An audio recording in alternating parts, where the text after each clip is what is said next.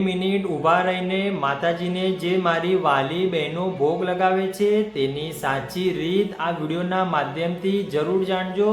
તમે પણ તમારા ઘરના અંદર મેલડી માતાને, ખોડિયાર માતાને, બહુચર માતાને, હરસિદ્ધિ માતાને કે અન્ય કોઈ દેવી દેવતાઓને તમે માતાજીને જે ભોગ ધરાવો છો તો એ ભોગના અંદર જો જરાક એવી પણ ભૂલ થઈ જાય તો માતાજી આપણો ભોગ એટલે કે જે આપણે થાળ ધરાવ્યો હોય એ ગ્રહણ નથી કરતા।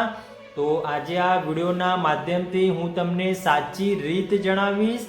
આ જ રીત જો તમે અપનાવશો તો માતાજી હરકે હરકે તમારો ભોગ ગ્રહણ કરશે। તો શું કરવું સૌપ્રથમ તો તેના વિશે હું તમને જણાવી દઉં। તમે માતાજીને ભોગ લગાવવાની સરળ અને પરંપરાગત રીત જાણવા માંગો છો તો આ પ્રમાણે કરી શકો છો। તો સૌપ્રથમ તો હું તમને જણાવું કે સ્નાન કરીને સ્વચ્છ વસ્ત્રો પહેરો, પૂજાનું સ્થાન સ્વચ્છ જગ્યાએ રાખવું, માતાજીની મૂર્તિ અથવા ફોટો કે તમારા ઘરે જો ત્રિશૂળ હોય તો પણ ચાલે, એના સામે દીવો પ્રગટાવો, અગરબત્તી કરો અને કુમકુમ, અક્ષત એટલે ચોખા, ફૂલ, શક્ય હોય તો નારિયેળ અથવા કે શ્રીફળ પણ તમે અર્પણ કરી શકો છો। ભોગ તરીકે તમારા પરંપરાગત મુજબ સુખડી, લાપસી, શીરો, ખીર, ફળ, મીઠાઈ અથવા સાદું સાત્વિક ભોજન પણ તમે અર્પણ કરી શકો છો। ભોગમાં ડુંગળી, લસણ, માંસાહારી વસ્તુઓનો પ્રયોગ ના કરવો। સામાન્ય રીતે એ લોકો કરતા જ નથી પણ હું તમને જણાવી દઉં।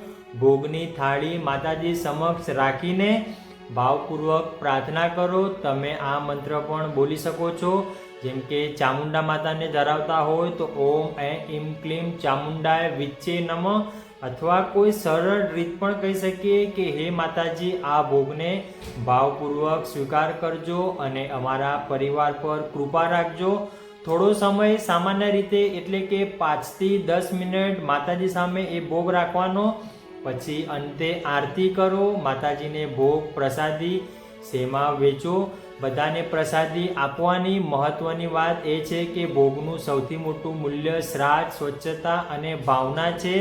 જો તમે કોઈ વિશિષ્ટ માતાજી જેમ કે અંબાજી, ખોડિયાર માતા, બહુચર માતા વગેરે માતાજી માટે જો ભોગ ધરાવો છો તો એના માટે પણ આ જ રીતે તમે કરી શકો છો। હવે વાત રહી કે સાદું ભોજનમાં શું કરી શકીએ, તો હું મારી વાલી બહેનોને જણાવી શકું છું કે તમારા ઘરના અંદર જો ખાલી શાક રોટલી બનાવી હોય તો પણ ભાવપૂર્વક જો માતાજી આગળ ભોગ લગાવ્યો હશે તો પણ માતાજી ગ્રહણ કરે જ છે। પણ તમે 32 જાતના ભોજન લગાવીને પણ જો સ્વચ્છતાનું પાલન ના કર્યું તો યાદ રાખજો આ ભોગ માતાજી સમક્ષ પહોંચતો નથી। બીજા નંબરના અંદર કે સાત્વિક આહાર જ આપો, એટલે કે કેટલીક મારી વાલી બહેનો ડુંગળી, લસણ એવી રીતે માતાજીને ભોગ આપે છે તો ડુંગળી અને લસણનો પ્રયોગ ના કરવો જોઈએ। એટલે કે તામસિક આહાર માતાજી સામે નહીં મૂકવાનો, જેથી કરીને માતાજીને પાપ લાગે। એટલે કે મિત્રો આપણે જે ભોગ લગાવ્યું હોય એના અંદર અડચણ ઊભી થાય। ત્રીજા નંબરના અંદર મારે પુરુષોને પણ કહેવું છે કે જ્યારે ઘરના અંદર ભોગ ધરાવ્યો હોય તો કોઈ પણ જાતની વ્યસન ના કરવી જોઈએ। વ્યસનથી મુક્ત થઈને માતાજી આગળ સરેન્ડર થઈ જવાનું। ચોથા નંબરના અંદર કે તમે જો ઘરના અંદર ખાલી અને ખાલી શીરો બનાવ્યો છે, તમે તમારા ઘરના અંદર માતાજીની સુખડી બનાવી છે કે તમે તમારા ઘરના અંદર 32 જાતના ભોજન લગાવ્યા છે, પણ માતાજીને એ વખતે તમારે જે માતાજી આગળ પ્રસાદી હોય એ પ્રસાદી તમારા ઘરના અંદર જેટલા સભ્યો હોય તેમને સંપૂર્ણપણે રાજી ખુશીથી માતાજીનો થાળ ગ્રહણ કરી લેવાનો।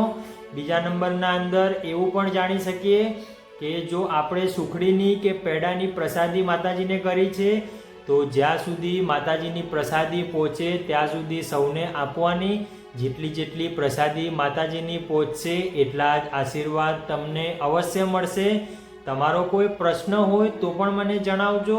આવી રીતે આપણે મેલડી માતા, ચામુંડા માતા, આશાપુરા માતા, હરસિદ્ધિ માતા કે અન્ય કોઈ દેવી દેવતાઓને આવી રીતે આપણે ભોજન એટલે કે ભોગ ધરાવી શકીએ છીએ। કેટલાક લોકો ભોજન તો ધરાવે છે પણ સાથે સાથે માતાજીને ભોજન ધરાવ્યા બાદ તરતના તરત એ થાળી લઈ લેતા હોય છે તો એની ખાસ કાળજી રાખવાની. 2 થી 5 મિનિટ માતાજી સમક્ષ એ થાળી મૂકવાની. પછી સ્વચ્છ એવો પાણીનું ગ્લાસ મૂકવાનું. એ પાણી આપણે પ્રસાદી માણીને ચમચી આખા ઘરે ગ્રહણ કરી લેવાનું. મિત્રો, તમે જોયું હશે કે સત્યનારાયણની પૂજામાં જેવી રીતે આપણે પંચામૃત માતાજીનું ગ્રહણ કરીએ છીએ, એવી જ રીતે થોડી ચમચીથી પાણી લઈને આપણે ગ્રહણ કરવાનું. અને આપણા અરસપરસમાં જો કોઈ આપણા ઘરે મહેમાન આવ્યું હોય તો એમને પણ આપણે માતાજીની પ્રસાદી એટલે કે જે માતાજીને ભોગ લગાવ્યો હોય એમને પણ આપણે આપી શકીએ છીએ. જો તમારે કોઈ વિશેષ પ્રશ્ન હોય તો તમે જરૂર જણાવજો. ત્યાં સુધી જય માતાજી મિત્રો, રાજી રહેજો.